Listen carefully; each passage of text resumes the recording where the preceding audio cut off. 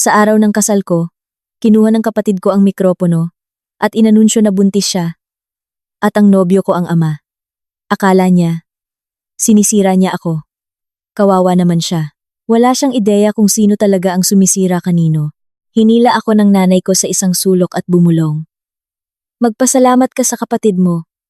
Mas mabuting malaman mo na ngayon kaysa pagkatapos ng ilang taong kasal. Tiningnan ko ang nanay ko. Tiningnan ko ang kapatid ko. Tiningnan ko ang nobyo.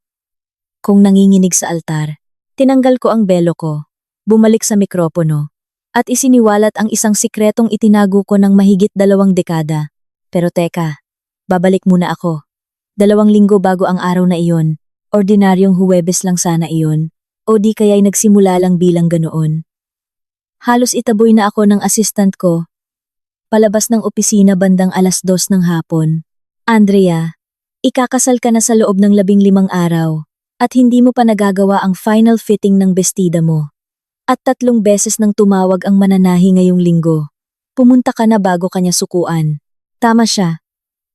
Ilang buwan na akong parang naka-autopilot, hati sa pagitan ng mga hearing sa korte, mga kontrata, mga meeting sa kliyente, at sa walang katapusang paghahanda sa kasal. Ang bestida ay isa na namang bagay sa listahan na pinababayaan ko. Umalis ako ng opisina at sumakay sa kotse.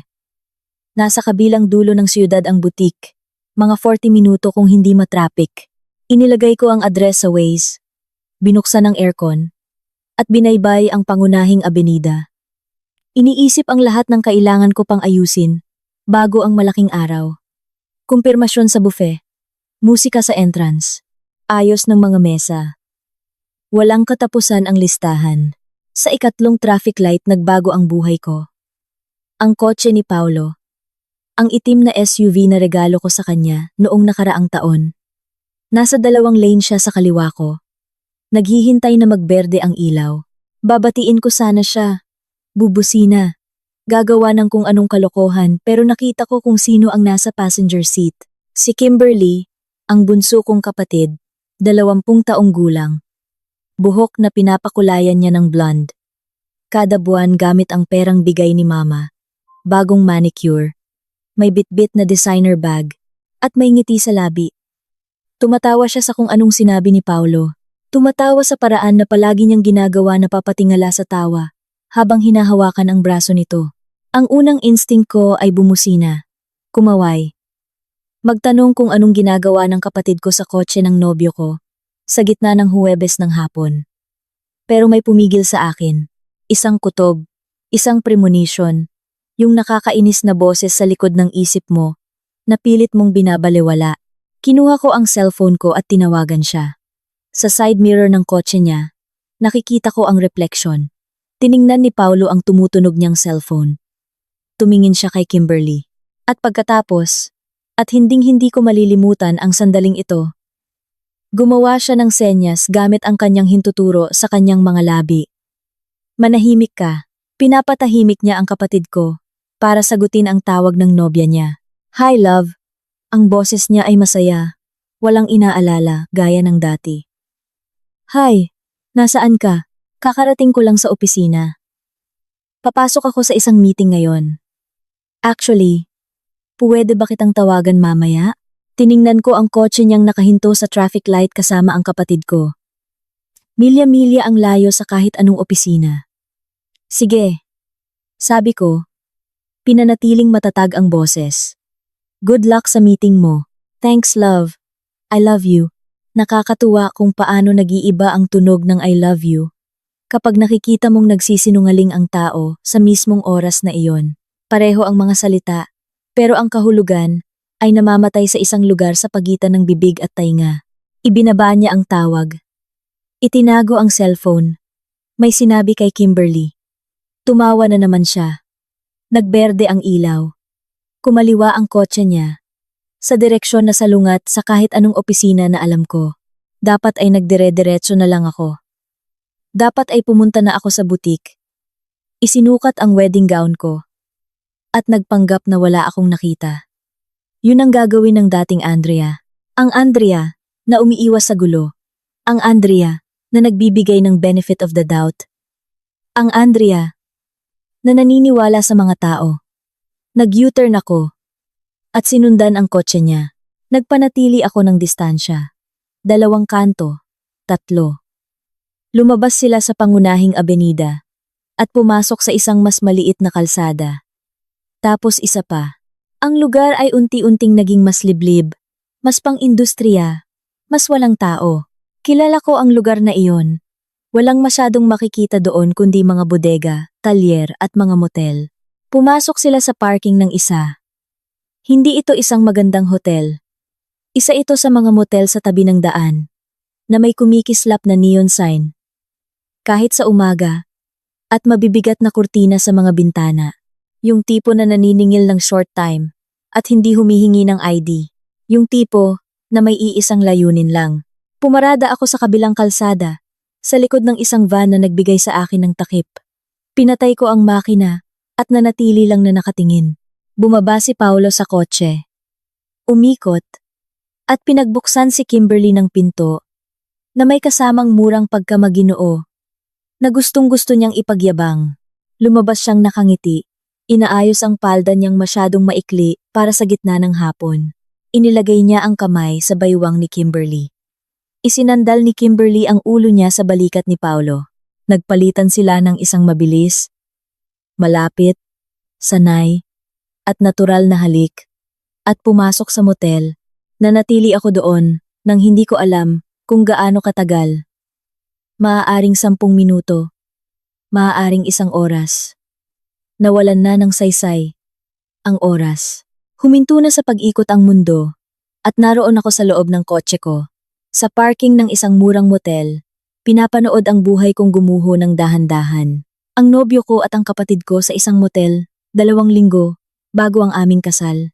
Isang parte sa akin ang gustong pumasok doon, sipain ang pinto, gumawa ng eskandalo, sumigaw hanggang sa dumugo ang lalamunan ko. Basagin ang lahat ng makikita ko.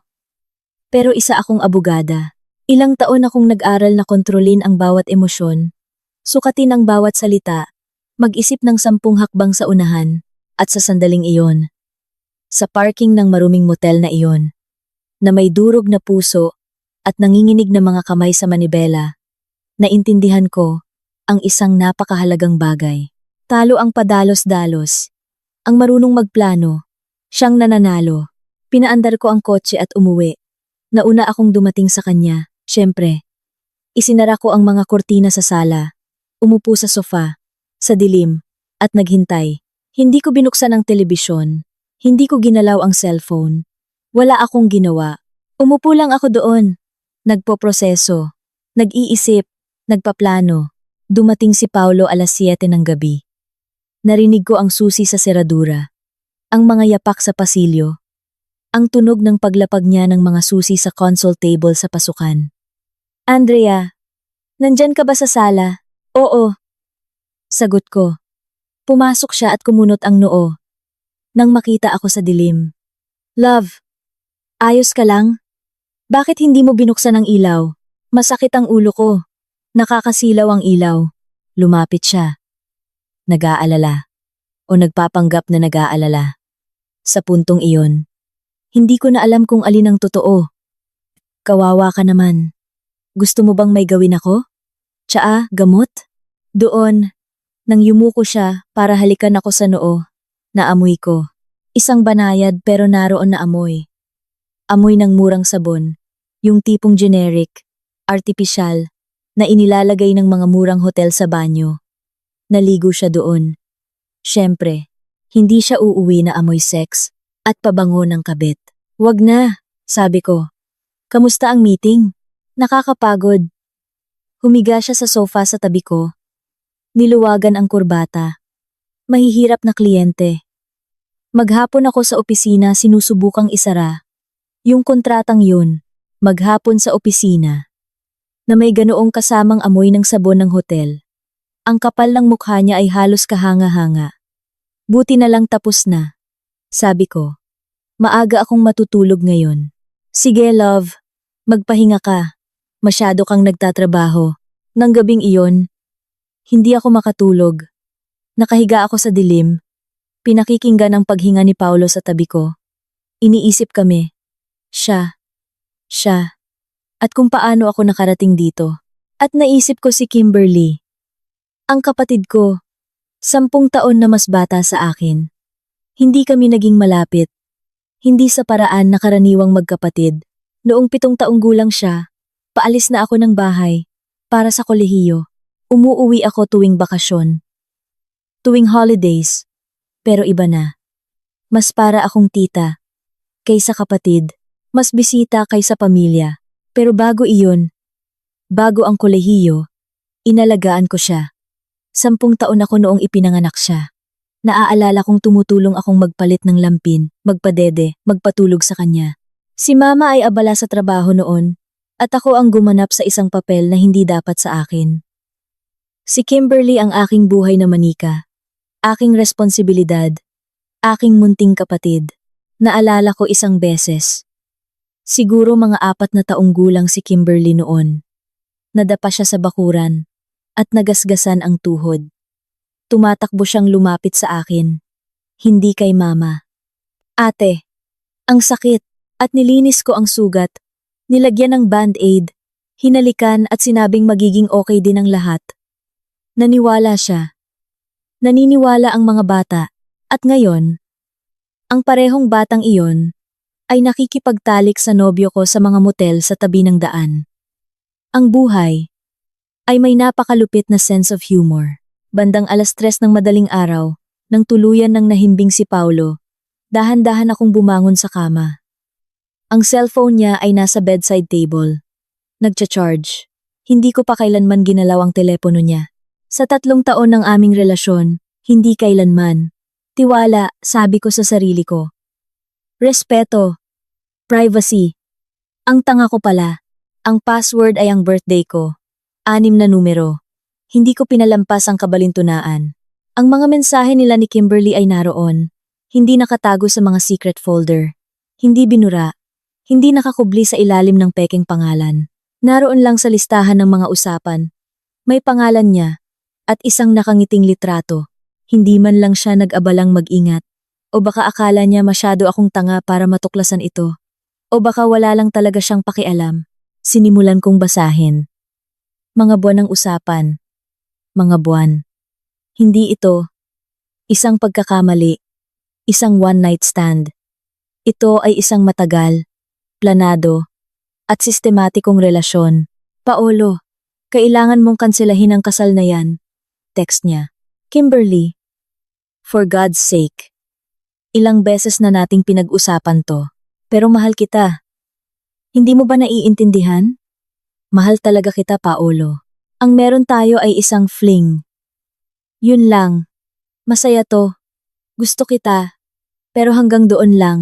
Kung gusto mo, pwede nating ituloy to. Pagkatapos kong ikasal. Pero magpapakasal ako kay Andrea. Kung hindi mo kakanselahin, sasabihin ko sa kanya ang lahat. Huwag mong gawin yan. Kimberly, bakit hindi? Takot kang mawala siya. Mas mahal mo ba siya kaysa sa akin? Hindi tayo magkakatuluyan. Intindihin mo yan. Masyado ka pang bata. Immature. Walang kinabukasan to. Duwag ka, Paolo. Parang gusto mo lang akong gamitin. Hindi kita ginagamit, Kimberly. Nag-enjoy lang tayo. Tingnan mo. 35 na ako. 20 ka pa lang. Ang ate mo ay graduate. May career. Ikaw, wala kang ginagawa sa buhay mo. Hindi to magwo-work. Nagpatuloy ako sa pagbabasa. At nakakita ng isa pang usapan ilang linggo na ang nakalipas. Sinabi ko kay mama tungkol sa atin. Ano? Ginawa mo yun? Relax. Hindi niya sasabihin kay Andrea. Sabi niya, fling lang daw to. Na mawawala rin tong infatuation na to. Alam ng nanay mo na nakikipagtalik ka sa nobyo ng kapatid mo. At ang reaksyon niya ay, fling lang yan? At lilipas din? Palagi akong pinoprotektahan ni mama. At sa tingin niya, magsasawa rin ako sa'yo. Pero mali siya. Alam kong totoo ang meron tayo. Mahal talaga kita, Paolo. Higit pa sa pagmamahal sa'yo ni Andrea. Kimberly, masyado kang bata para sa akin. Walang future to. Tanggapin mo na. Hindi ko iiwan si Andrea para sa'yo. Alam ng nanay ko. Ang impormasyon ay tumama sa akin na parang suntok sa sikmura.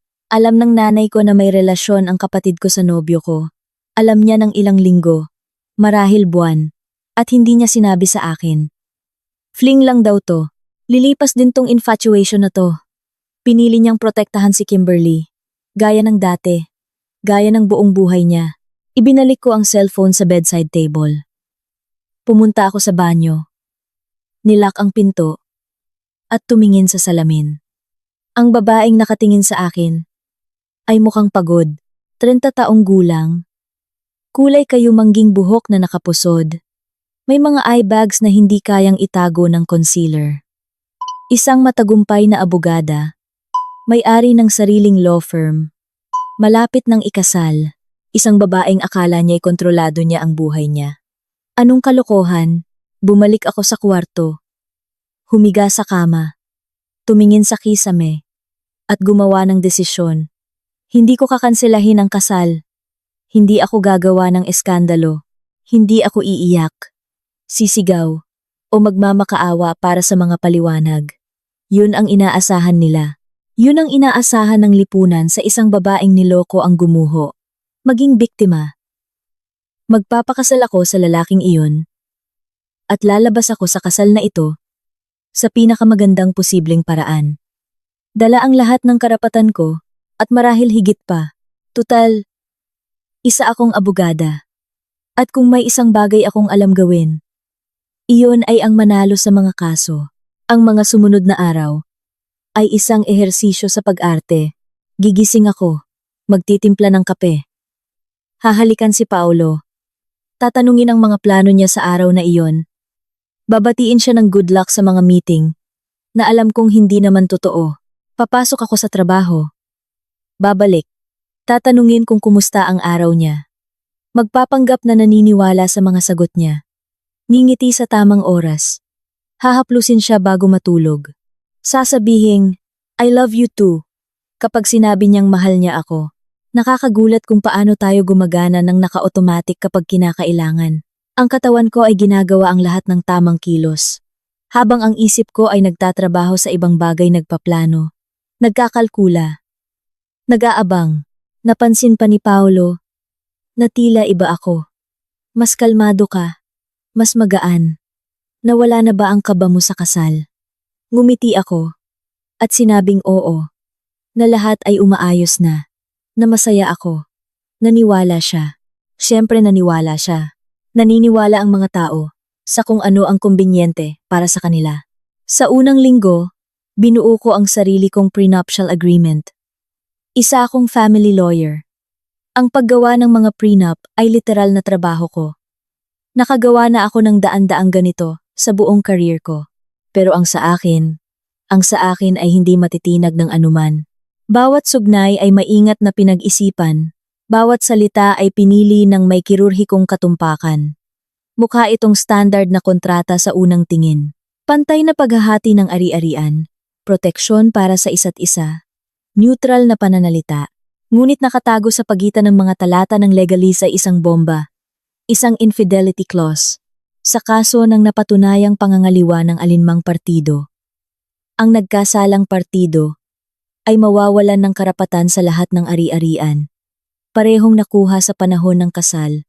At bago pa man ito, kabilang ang mga ari-arian, sasakyan, at investments.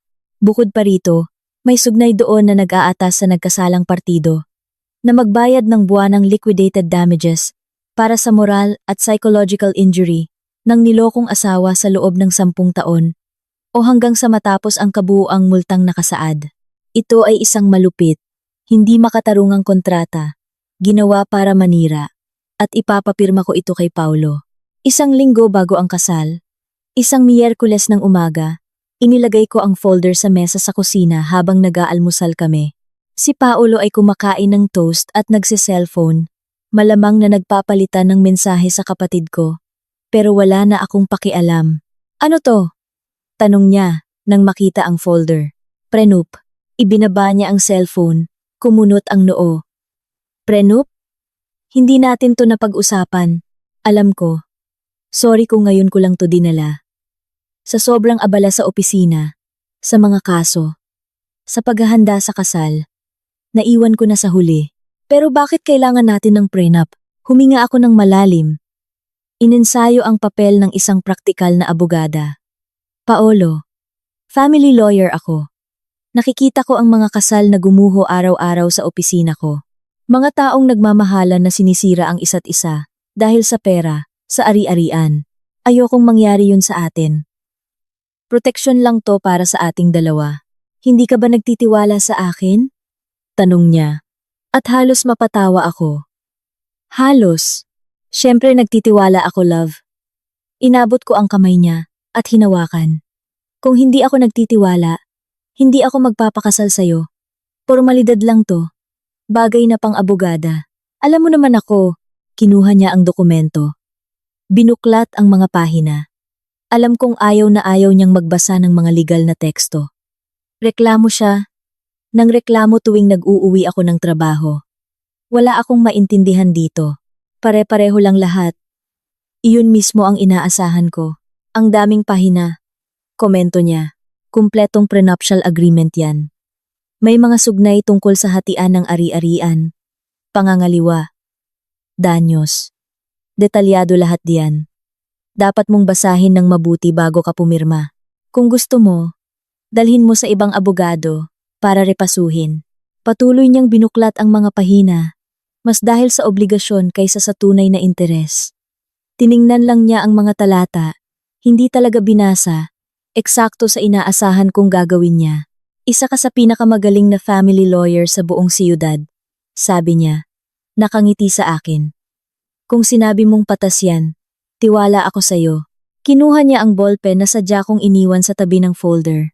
Nilagdaan ang bawat pahina, at pumirma sa dulo ng hindi nagbabasa. Kahit isang linya. Ayan, sabi niya, tinulak pabalik sa akin ang folder.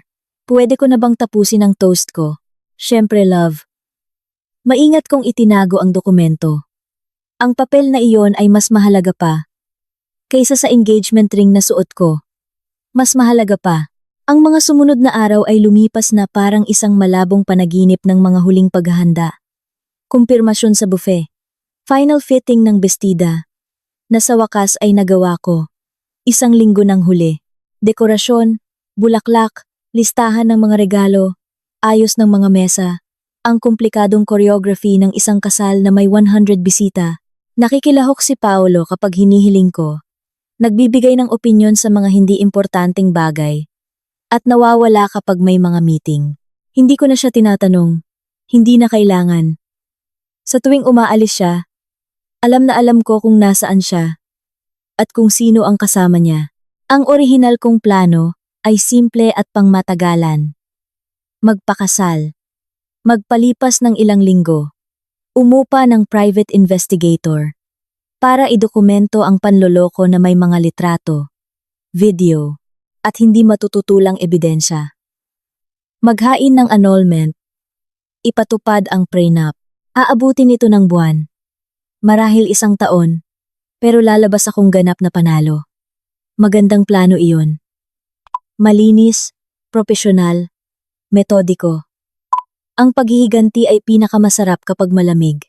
Sa bisperas ng malaking salo-salo, tinapos namin ang lahat ng burokrasya. Nakuha na namin ang marriage license at handa na ang kontrata ng kasal na pipirmahan sa mismong altar sa harap ng huwes na kinuha namin para sa seremonya. Ang prenup na pinalagdaan ko kay Paolo ay formal ding na irehistro sa Registry of Deeds upang matiyak na magiging epektibo ito sa sandaling sumumpa kami. Nagniningning si Paolo. Official na tayo, love. Bukas, party na lang. Pero ngayon, kasal na tayo. Niyakap niya ako. Hinalikan. Pinaikot sa ere na parang isang eksena sa romantikong pelikula. Ngumiti ako. Oo. Official na. Nang gabing iyon, sinabi niyang mahal niya ako. Sumagot ako na mahal ko rin siya. Iyon ang huling kasinungalingan na balak kong sabihin sa kanya. Humiga ako sa kama. Nakatingin sa kisame. Habang si Paolo ay mahimbing na natutulog sa tabi ko. Bukas na ang araw, ang party, ang mga bisita, ang puting bestida, ang kumpletong pagpapanggap. Hindi ko pa alam sa sandaling iyon, Pero kinabukasan, may mangyayari na magliligtas sa akin mula sa pagtitiis kay Paolo ng ilang buwan. Isang bagay na hindi ko kailanman mapaplano. Ngunit nagpa siya ang tadhana na iregalo sa akin. Minsan, ang universo ay gumagana sa mahiwagang paraan. Naging maaraw ang umaga. Asul na langit. Walang ulap. Banayad na hangin. Ang tipo ng araw na pinapangarap ng mga wedding photographer. Masyadong perpekto. Halos kabalintunaan. Ginugol ko ang umaga sa isang beauty salon, kasama ang dalawa kong abay, sina Carla at Jenny. Mga kaibigan ko mula pa noong law school. Buhok, make-up, kuko ang kumpletong ritual ng isang masayang nobya. Hinawakan ni Carla ang kamay ko habang nagtatrabaho ang makeup artist.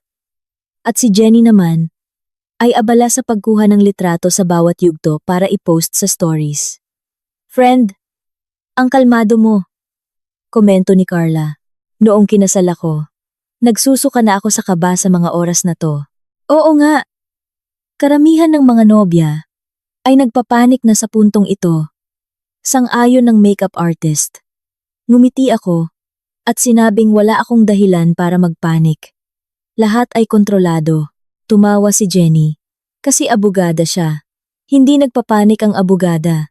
Nagdedemanda ang abogada. Kung alam lang nila. Dumating ako sa venue ng seremonya bandang 3:00 ng hapon. Kasama sina Carla at Jenny na inaayos ang buntot ng aking bestida. Maganda ang lugar. Puting bulaklak sa lahat ng dako. Mga silyang nakahanay ng perpekto. Isang arko na pinalamutian kung saan naroon ang altar. Dumiretso ako sa holding room ng nobya.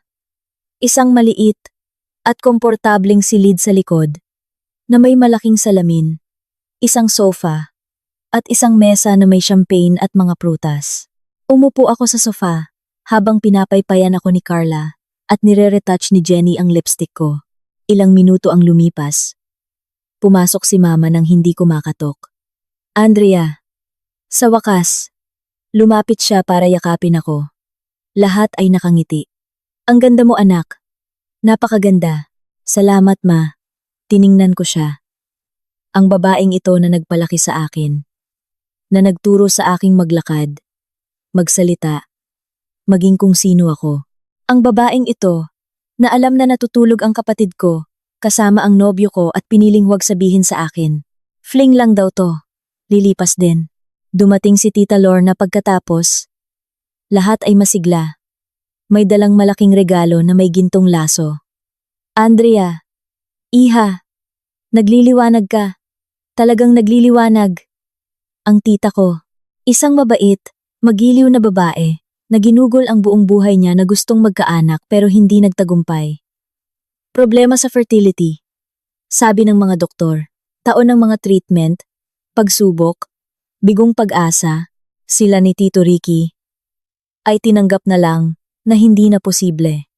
Sa halip, naging ninang at ninong sila ni Kimberly, tinrato nila ang kapatid ko, na parang sarili nilang anak. Mamahaling regalo, espesyal na atensyon, walang sukat na pagmamahal. Dumating si Kimberly isang oras pagkatapos, at halos mabulunan ako nang makita ko siya. Suot niya ay isang off-white na bestida. Hindi ito teknikal na puti, pero malapit na.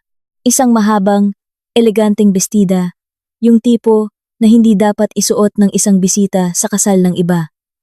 Yung tipo na isang nobya lang dapat ang magsusuot, Andrea. Pumasok siya sa silid nang hindi ko makatok, tinitingnan ako mula ulo hanggang paa. Wow! Ang ganda mo! Medyo tradisyonal yung bestida mo, no? Kung ako, mas modern ang pipiliin ko. Pero bagay naman sa'yo. Salamat, Kimberly. Tiningnan ko ang bestida niya. Maganda ang suot mo. Nagustuhan mo ba? Umikot siya. Ipinapakita ang tela na may mayabang na ngiti. Mula to. Sa isang Italian designer. Mahal to. Pero deserve ko naman. 'Di ba? Si Mama ang bumili para sa akin. Sabi niya. Ang ganda ko raw dito. Na mas aagaw ko pa raw ang atensyon kaysa sa nobya. Nagkatinginan sina Carla at Jenny. Hindi napansin ni Kimberly o nagpanggap na hindi napansin. Ang ganda rin naman ng ayos ng venue, patuloy niya. Tinitingnan ang paligid ng may pangmamaliit. Kung ako, mas malaking lugar ang pipiliin ko. Pero naiintindihan ko naman na hindi lahat kayang magkaroon ng dream wedding. Nagsimula ang seremonya, 4:00 ng hapon. Eksakto. Ang mga bisita ay nasa kani-kanilang upuan. May malumanay na musikang tumutugtog sa likuran. May tensyon sa hangin. Naghintay ako sa likod ng entablado. Inaayos ang belo. Humihinga ng malalim. Nagsimula ang bridal march. Naglakad ako sa pasilyo. Hawak ang bouquet ng mga puting bulaklak. Ramdam ang mga mata ng lahat sa akin. Maganda ang bestida ko. Isang klasikong strapless na may 3 metrong buntot at pinong burda sa mga detalye. Pinili ko ito mag-isa. Binayaran mag-isa. Sinukat mag-isa. Tulad ng halos lahat sa kasal na ito. Hinihintay ako ni Paulo sa altar. Nakangiti na parang siya ang pinakamasayang tao sa mundo. Madilim na suit, maayos na buhok, nagniningning na mga mata. Mukha siyang tunay na na-excite. Siguro talaga naniniwala siyang makukuha niya ang lahat, ang kagalang-galang na asawa at ang batang kabit, ang pinakamaganda sa 2 mundo. Nakarating ako sa altar. Hinawakan niya ang aking mga kamay. Ang ganda mo. Mahal ko. Bulong niya. Ikaw rin. Bulong ko pabalik. Sinimulan ng pari ang kanyang talumpati. Magagandang salita tungkol sa pag-ibig, pangako, katapatan, pagsasama, tungkol sa pagiging magkasama sa hirap at ginhawa, tungkol sa paggalang at pagrespeto. Ang kabalintunaan ay napakakapal na halos kaya ko nang nguyain kung mayroong sino man sa inyo na tumututol sa kasalang ito. Sabi ng pari sa formal na tono ng taong inuulit ang parehong pangungusap sa loob ng maraming dekada. Magsalita na ngayon! O manahimik magpakailanman! Ang klishe ng lahat ng kasal. Isang formalidad. Walang nagsasalita. Tradisyon lang. Isang walang lamang ritual. Isang sandali ng paghinto bago ang oo. Ngunit pagkatapos ay nakarinig ako ng mga yapak. Matataas na takong sa sahig na kahoy. Click, click, click. Bawat yapak ay mas malakas kaysa sa nauna. Umakyat si Kimberly sa entablado. Dinaanan niya ang gilid na pasilyo. Umakyat sa mga baitang ng altar. At tumayo sa tabi ng pari. Ang pari ay natigilan. Hindi maintindihan kung ano ang nangyayari. Nagbulungan ang mga bisita. Naguguluhan. At pagkatapos, kinuha ni Kimberly ang mikropono mula sa kamay ng pari. Sorry, Andrea. Nanginginig ng bahagya ang boses niya. Mukha siyang kinakabahan, pero determinado. Sorry talaga, pero hindi ko kayang hayaan itong mangyari. Nang hindi sinasabi ang totoo, sa gilid ng aking mata, nakita kong namutla si Paulo. Tinitingnan niya si Kimberly ng may desperasyon. Umiiling ng halos hindi mahahalata, isang tingin na malinaw na nagsasabing, "Huwag mong gawin yan." Pero hindi nakatingin si Kimberly sa kanya. Nakatingin siya sa akin, ang katahimikan ay ganap. Ang mga tao ay nagpipigil ng hininga. Nakita ko ang hindi bababa sa 12 cellphone na itinaas. Ang ilan ay hindi na nag-abalang magtago, nagre-record na. Ang kasal ay biglang naging isang live reality show. Nalaman ko kahapon na buntis ako. Huminto siya para sa dramatikong epekto. Tinitingnan ako. Tapos si Paulo. Tapos ang mga bisita. At ang ama ay ang nobyo. Huminto ang mundo. Tiningnan ko si Paulo. Namuti siya. Ganap na namuti. Nanlalaki ang mga mata. Bahagyang nakabukas ang bibig. Nanginginig ang mga kamay. Hindi niya alam. Bago rin sa kanya ang pagbubuntis. Hindi sinabi ni Kimberly sa kanya noon. Interesante. Kumalat ang bulungan sa buong bulwagan. Mga bulong. Mga pigil na sigaw. Dapat ay wasak ako. Napahiya. Umiiyak. Yun ang inaasahan ng lahat. Yun ang nasa script. Pero ang tanging nararamdaman ko ay ginhawa. Ang plano ko ng ilang buwan ng detective, ang mga ebidensya, ang mabagal at metodikong proseso, ay kalulutas lang sa loob ng wala pang 1 minuto. Si Kimberly, Sa kanyang walang katapusang katangahan, ay umamin sa panloloko sa harap ng 100 saksi na may kasamang video recording pa sa mismong altar. Halos malatula, lumapit si Paulo sa akin. Nanginginig ang mga kamay. Andrea, love, kasinungalingan yan. Baliw siya. Alam mo naman kung paano si Kimberly. Nag-iimbento siya ng mga bagay. Bumaling siya kay Kimberly ng may galit. Bakit mo ginawa to? Bakit, Kimberly? Tiningnan siya ni Kimberly ng may paghamak. Dahil ginamit mo ako? Sabi mo sasabihin mo. Pero hindi mo ginawa. Dahil pinangako mong iiwan mo siya. Wala akong ipinangako. Nangako ka. Sabi mo. Biglang lumitaw si Mama. Hinihila ang braso ko ng malakas. Andrea, halika sandali. Kinaladkad niya ako sa isang sulok. Malayo sa mikropono. Malayo sa mga tingin.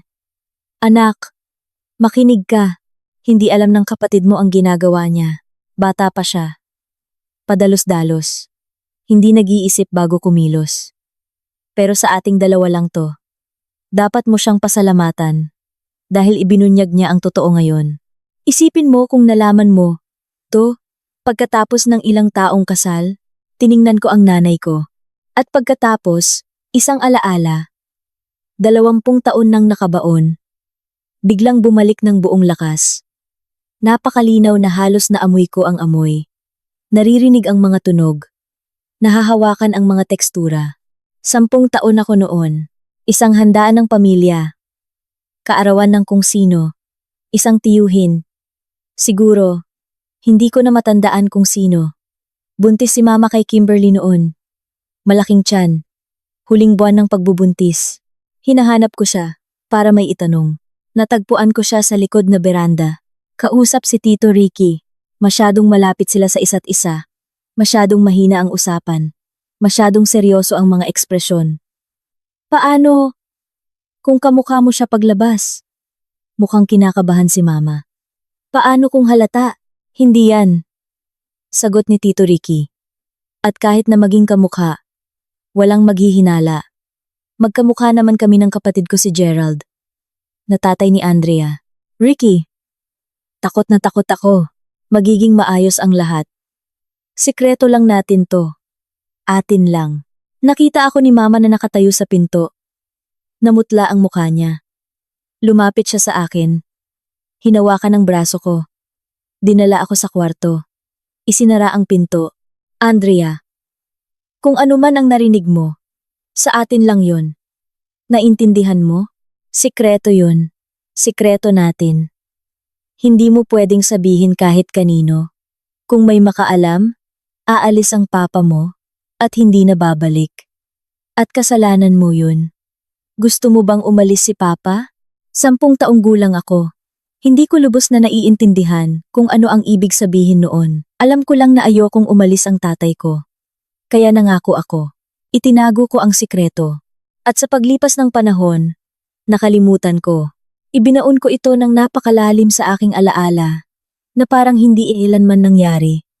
Hanggang ngayon, namatay ang tatay ko 5 taon na ang nakalipas. Atake sa puso. Mabilis. Walang babala. Hindi niya nalaman ang totoo. Namatay siyang iniisip na anak niya si Kimberly. Minsan, iniisip ko kung iyon ba ay isang biyaya o isang kalupitan. Anak! Narinig mo ba ako? Pinisil ni Mama ang braso ko. Ibinabalik ako sa kasalukuyan. Patawarin mo ang kapatid mo. Mas mahalaga ang pamilya kaysa sa kahit sinong lalaki. Tiningnan ko siya. Ang babaeng ito na nag-utos sa aking magtago ng isang mapanirang sikreto sa edad na 10, na pinrotektahan si Kimberly sa buong buhay niya. Kapalit ko na alam ang relasyon nila ni Paulo at piniling huwag sabihin sa akin. Sigurado ka bang yan ang hinihiling mo sa akin, Ma? Kumurap siya, naguguluhan. Anong ibig mong sabihin? Siyempre, kapatid mo siya. Oo, kapatid ko siya. Inalis ko ang pagkakahawak niya. Hayaan mo na, bumalik ako sa entablado. Sina Paulo at Kimberly ay nasa altar. Nag-uusap ng mahina. Si Paulo ay kinakabahang kumikilos. Si Kimberly ay nakakrus ang mga braso. Ang pamilya ni Paulo ay nagkukumpulan sa gilid. Ang nanay niya ay hinihila ang braso ng anak. Sinusubukang intindihan kung ano ang nangyayari. Ang tatay niya ay mukhang gustong magbukas ng butas sa sahig at maglaho. Ang mga bisita ay hindi alam ang gagawin. Hawak pa rin ni Kimberly ang mikropono, mukhang nawawala na ngayong lumipas na ang adrenaline ng pagbubunyag. Inagaw ko ang mikropono mula sa kamay niya. Dahil nagbubunyagan na rin lang tayo ngayon. Sabi ko, ang boses ko ay matatag at malinaw. Umaalingaw-ngaw sa buong bulwagan. May tanong ako. Tumingin ako kay Tita Lorna, nakaupo sa unang hilera. Mukha siyang nalilito. Nag-aalala. Hindi maintindihan kung ano ang nangyayari. Tita Lorna, anong gagawin niyo sa kalagayan ko? Patatawarin niyo ba ang kapatid? Nagulat ang tita ko sa tanong. Ako, mahirap yan, Andrea. Napakahirap. Pero sa tingin ko, oo, pamilya ay pamilya. Sa huli, nagpapatawad tayo. Kumunot ang noo niya. Bakit mo ako tinatanong yan? Dahil gusto kong malaman, kung patatawarin mo rin ba ang kapatid mo? Ang kapatid ko? Si Leda? Tumingin siya kay mama. Tapos pabalik sa akin. Patawarin siya. Para sa ano? Buong buhay ko. Ako ang kapatid na kailangang magpatawad, sabi ko. Nakatingin sa bulwagang puno ng mga nagulat na mukha. Sinira ni Kimberly ang mga gamit ko noong bata kami. At kailangan kong magpatawad. Nagsinungaling si Kimberly. At kailangan kong magpatawad. Buntis si Kimberly sa nobyo ko at tila, kailangan ko ring patawarin yun. Huminto ako. Pero iniisip ko, patatawarin din kaya ni Tita Lorna ang kapatid niya? Lumapit si Mama. Namumutla ang mukha. Andrea, tigilan mo na yan. Tigilan mo na ngayon din, noong 10 taong gulang ako. Patuloy ko. Hindi siya pinapansin. Nakita ko si Mama at si Tito Ricky na nag-uusap sa isang handaan. Buntis si Mama kay Kimberly noon at nag-aalala sila. Sobrang nag-aalala. Alam niyo kung saan sila nag-aalala. Ang katahimikan sa bulwagan ay nakakabingi. Nag-aalala silang baka maging kamukha niya ang sanggol. Kamukha ni Tito Ricky. Dahan-dahang tumayo si Tita Lorna, na parang bawat kalamnan sa kanyang katawan ay lumalaban sa kilos. Hindi anak ng tatay ko si Kimberly, sabi ko, direktang nakatingin sa tita ko. Si Kimberly ay anak ni Tito Ricky. Ang asawa mo, Tita Lorna, nagkaroon ng relasyon si Mama sa asawa mo, 20 taon na ang nakalipas. At si Kimberly, ang resulta. Ang mukha ng tita ko ay dumaan sa lahat ng posibleng emosyon sa loob ng ilang segundo. Pagkalito, pagtanggi, pagkaunawa, pangingilabot, sakit. 20 taon ng kasal. 20 taon na sinisisi ang sarili dahil hindi makapagbigay ng anak sa asawa. At sa buong panahon na iyon, may anak ang asawa niya sa sarili niyang kapatid. Bumaling siya sa asawa niya na nakaupo sa tabi niya. Ricky, hindi makasagot ang tiyuhin ko. Hindi na kailangan. Ang kasalanan ay nakatatak sa mukha niya. Na parang neon sign. Hayop ka! Sumugod ang tita ko kay Mama. Na parang isang mabangis na hayop. Kailangan ng 3 tao para pigilan siya. Ahas ka! Kapatid pa naman kita. 20 taon. 20 taon kang nagsinungaling sa akin. Paralisado si Kimberly sa entablado. Ang mukha ay kasing puti ng papel. Hindi. Hindi yan totoo. Sinungaling. Mama, sabihin mong hindi totoo. Walang masabi si Mama. Nakatayo lang. Puno ng luha ang mga mata.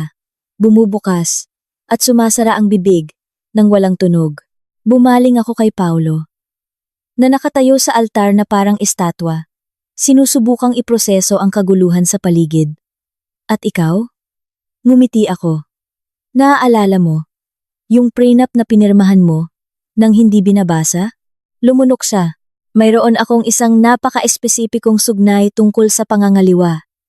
Kung mapatunayan kong niloko mo ako na, aminin natin. Naging napakadali na ngayon mawawala sa'yo ang lahat. Ang kotse, ang apartment, ang bahagi mo sa lahat ng nakuha natin.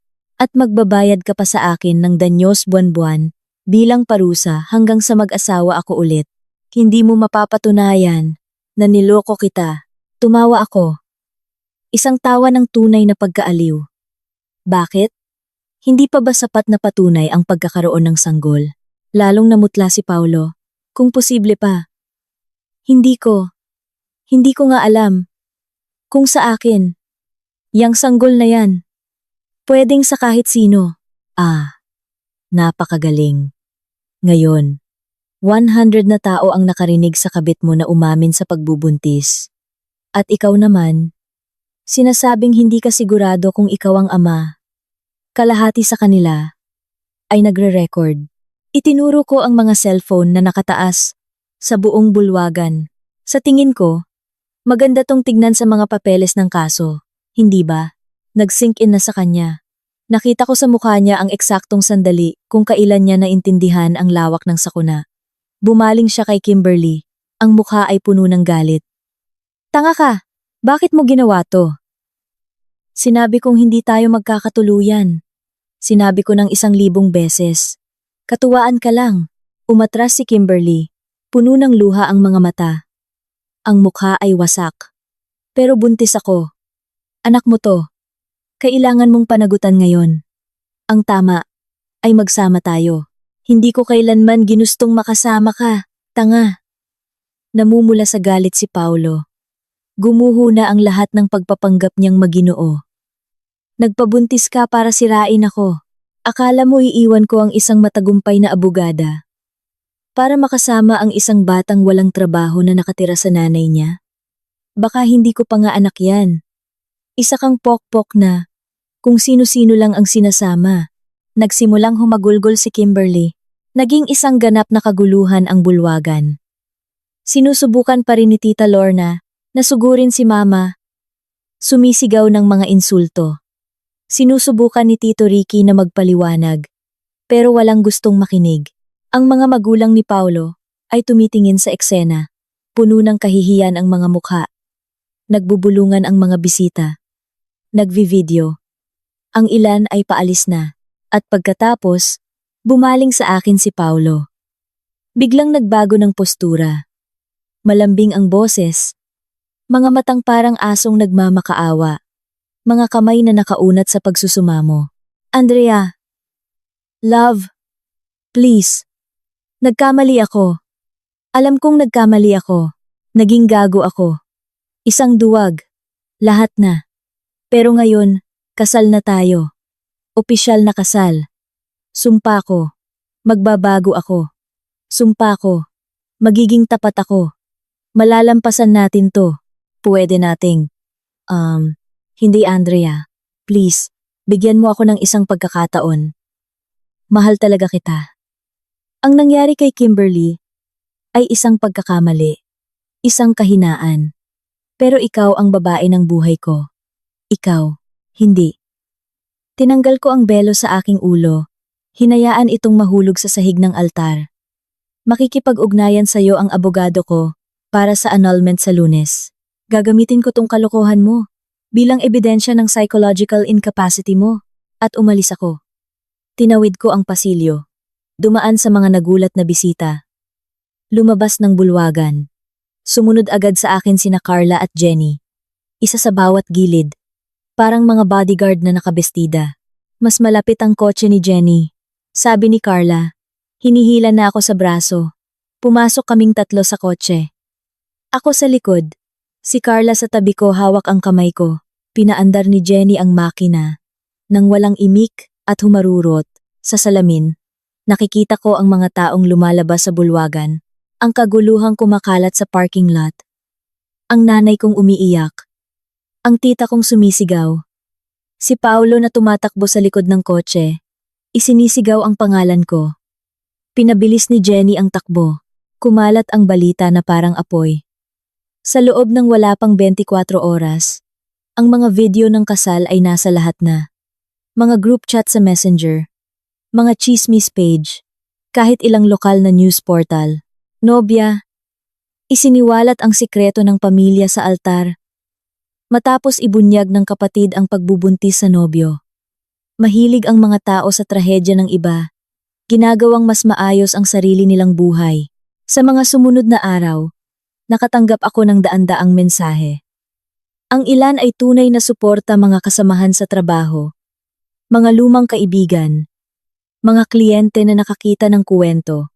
Ang iba ay mula sa mausisang tsismoso, mga taong halos hindi ko kilala na gustong malaman ang mga maruruming detalye. At ang ilan ay purong galit, mga malalayong kamag-anak, na inaakusahan akong sinira ang pamilya.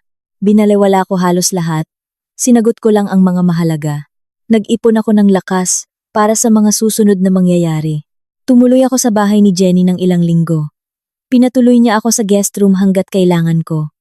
Ayokong bumalik sa apartment habang nandoon pa si Paulo. Hinayaan ko ang isang abogado mula sa aking opisina na asikasuhin ang mga papeles ng aking annulment. Kaya ko sanang gawin mag-isa. Iyon ang aking espesyalidad. Pero ayokong makita pa ang mukha ni Paulo ng higit sa kinakailangan. Bawat segundo sa presensya niya ay isang segundong nasayang. Lumayo ng tuluyan ang kanyang pamilya. Ang kanyang mga magulang, na laging ipinagmamalaki ang kanilang matagumpay na anak na real estate broker, ay hindi na makatingin sa kanya. Ang kahihiyang idinulot niya sa pamilya sa harap ng 100 katao na may kasamang video at viral na sa internet ay hindi mapapatawad. Sinubukan akong kontakin ni Paulo. Mga tawag na hindi ko sinasagot, mga mensaheng hindi ko binabasa. 2 beses siyang nagpakita sa opisina ko. Sa una, pinasabi ko sa receptionist na nasa hearing ako. Sa pangalawa, pinasabi kong lumipat na ako ng syudad. Hindi niya nakuha ang biro. Sa pangatlong beses, napagpasyahan kong tapusin na ito. Andrea, alam kong galit ka, pero pwede ba tayong mag-usap? Hindi, lalabanan ko yung prenup na yan. Sabi ng abogado ko, nilinlang mo ako, na hindi ko alam ang pinipirmahan ko. Pumirma ka ng dokumento ng hindi binabasa. Nilagdaan mo ang bawat pahina. Problema mo na yan, hindi sa akin. Inakit niya ako. Si Kimberly. Kailangan mong intindihin. Palagi siyang lumalapit, nanunukso, nananakot. Sabi niya sasabihin niya, kung hindi ko itutuloy, biktima ako sa kanya. Halos matawa ako. Halos. Paolo, umalis ka na. At huwag ka nang babalik. Umalis siya. Hindi bago sinubukang magbigay ng isa pang madamdaming talumpati tungkol sa pag-ibig, pagpapatawad, at pangalawang pagkakataon. Isinara ko ang pinto sa mukha niya. Sa gitna ng isang pangungusap, nagpakita ang nanay ko sa opisina 1 linggo. Pagkatapos, pinasabi ko sa receptionist na nasa meeting ako. Sabi niya maghihintay siya. Umupo siya sa reception area ng 3 oras. Lumabas ako sa likod. Bumalik siya kinabukasan. At sa sumunod pa, sa ika-4 na pagtatangka, napagpasyahan kong mas mabuting tapusin na rin ito. Tanggalin na ang band-aid ng isang bagsakan. Pumasok siya sa opisina ko na may mapupulang mata. Pero hindi dahil sa lungkot, kundi dahil sa galit. Sinira mo ang pamilya, sabi niya bago pa man makaupo. Sinira mo ang lahat. Masaya ka na ba ngayon? Naghain ng petition for legal separation si Lorna. Hindi na ako kinakausap ni Ricky. Si Kimberly, wasak na wasak. Halos hindi lumalabas ng kwarto. At lahat dahil sa maliit mong paghihiganti. Itinago mo ang sikretong yun sa loob ng 20 taon. Para lang isampal sa mukha ko kapag kumbinyente sa'yo. Sumandal ako sa upuan ko. Interesante. So, kasalanan ko. Desabantu taon na ang nakalipas, Andrea. Desabantu taon. Nakaraan na yon. Nakabaon na. Walang kailangang makaalam. 10 taong gulang ako, ma. Pinapangako mo sa akin na hindi ko sasabihin kahit kanino. Sinabi mo sa akin na aalis si Papa at kasalanan ko. Isang 10 taong gulang na bata. Dapat itinuloy mo ang pagtatago. Yun ang tamang gawin. At dapat sinabi mo sa akin na nakikipagtalik ang kapatid ko sa nobyo ko. Pero hindi naman natin palaging ginagawa ang dapat, di ba? Nagsara ang kanyang mga labi. Nag-igting ang panga niya. Kilala ko ang ekspresyong iyon. Iyon ang ekspresyon kapag nararamdaman niyang nakukulong siya at aatake na, ay dedemanda kita, sabi niya. para sa oral defamation. Sinira mo ang reputasyon ko. Siniraan mo ako sa harap ng 100 tao. Idedemanda kita at mananalo ako. Ngumiti ako. Subukan mo. Magpa-DNA test ka kay Kimberly. Tingnan natin kung sino ang nagsisinungaling. Namutla ang mukha niya. Gumuho ang yabang.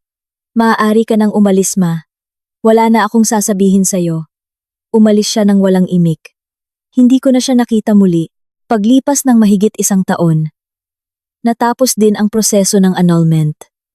Sinubukan ni Paulo na labanan ang lahat ang prenup, ang hatian ng ari-arian, at ang buwanang liquidated damages. Kumuha siya ng isang mamahaling abogado na nangakong makakahanap ng butas sa kontrata. Wala siyang nahanap. Ang dokumento ay hindi matitinag.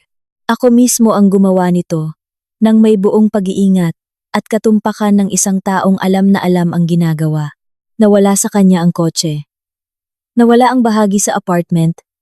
Nawala halos lahat ng naipundar niya sa 3 taon ng aming relasyon. At ngayon, nagbabayad siya sa akin ng 35,000 pesos buwan-buwan bilang liquidated damages mula sa prenup. Bawat buwan, walang palya, 1 buwanang multa na ipinataw ng batas sa kanyang kataksilan. Ang pinakakabalintunaan sa lahat, dahil wala nang mapupuntahan si Paulo, ayaw sa kanya ng pamilya. Lumayo ang mga kaibigan. Ang sahod bilang broker ay hindi matatag at minsan ay halos hindi sapat para sa upa at sa aking sustento. Tinanggap ni Paulo ang natatanging alok na natira. Tumira kasama ang nanay ko sa bahay niya, kasama si Kimberly. Nang malaman ko, tumawa ako ng mga 5 minuto. Ang buhay minsan ay nagsusulat ng mga script na walang manunulat ang maglalakas loob na imbentuhin. Si Paolo at si Kimberly ay laging nag-aaway. Umusad ang pagbubuntis, 7 buwan, 8, 9, at hindi niya itinatago ang sama ng loob. Hindi ito ang pinlano niya.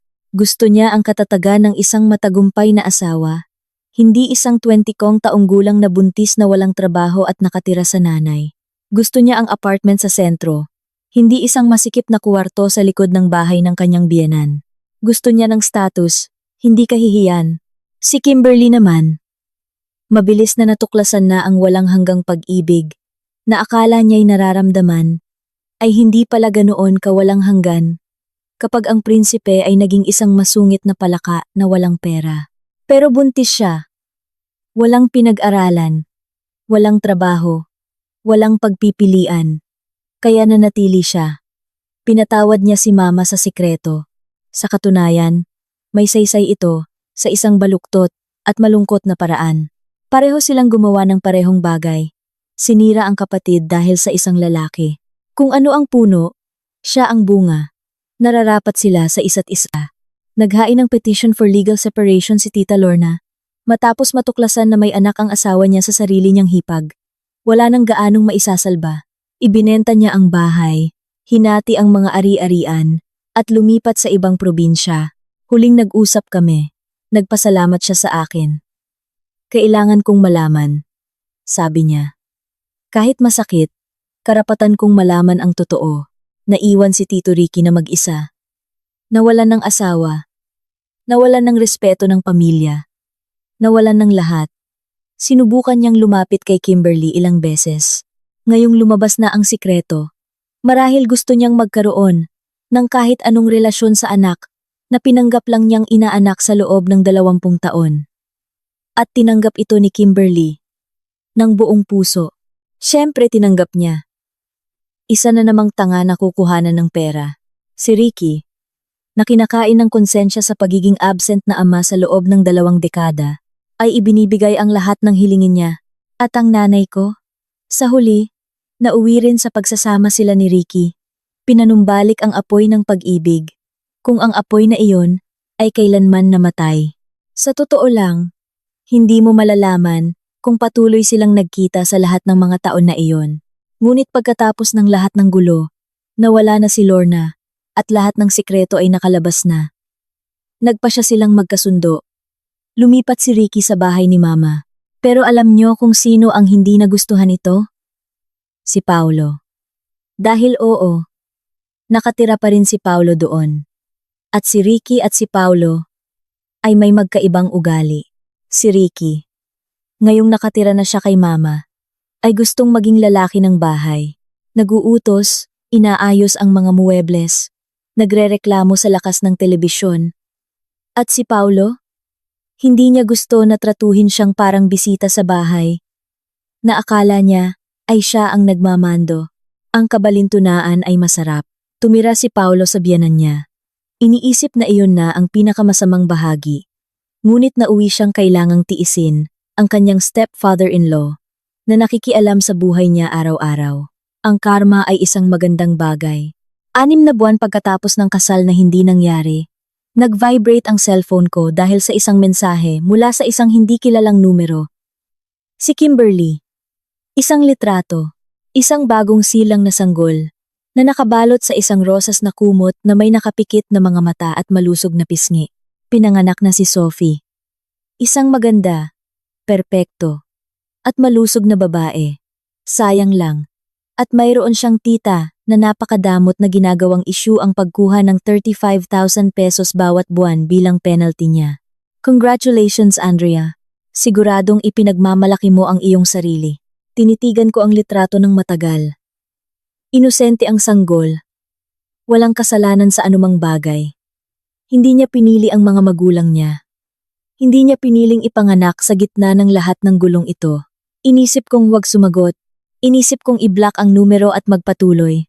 Pero sumagot ako. Ako madamot. Ako na naniningil ng kung ano ang nasa kontrata. O ikaw na nakipagtalik sa nobyo ng kapatid mo? Ano ka? Mapagbigay. Alagaan mong mabuti si Sophie. Kakailanganin niya ng kahit isang disenteng tao sa buhay niya. Subukan mong maging taong iyon. Dahil sa ngayon, bigo ka sa lahat, binasa ko ang mensaheng ako mismo ang sumulat.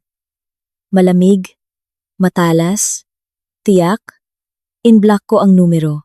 2 buwan pagkatapos, nalaman ko mula sa isang kakilala na hindi na kinaya ni Paulo ang tumira sa bahay na iyon. Si Ricky na naguutos sa kanya buong araw. Si mama na tinatrato siyang parang pabigat. Ang iyak ng sanggol tuwing madaling araw. Nakahanap siya ng bagong nobya. Isang babaeng nasa 20s na nakilala niya sa trabaho at lumipat sa kanya. Para kay Sophie, nagpapadala siya ng pera paminsan-minsan kapag naaalala niya, kapag may sobra. 1 taon pagkatapos, iba na ako. Lumago ang opisina. Kumuha ako ng 2 pang abogado at isang bagong assistant. Patuloy na dumarating ang mga kaso, mga legal separation, mga usapin sa kustodiya, hatian ng ari-arian. Ang kabalintunaan ng pagtulong sa ibang tao na dumaan sa mga sirang pagsasama ay hindi nawawala sa akin. Pero magaling ako sa ginagawa ko.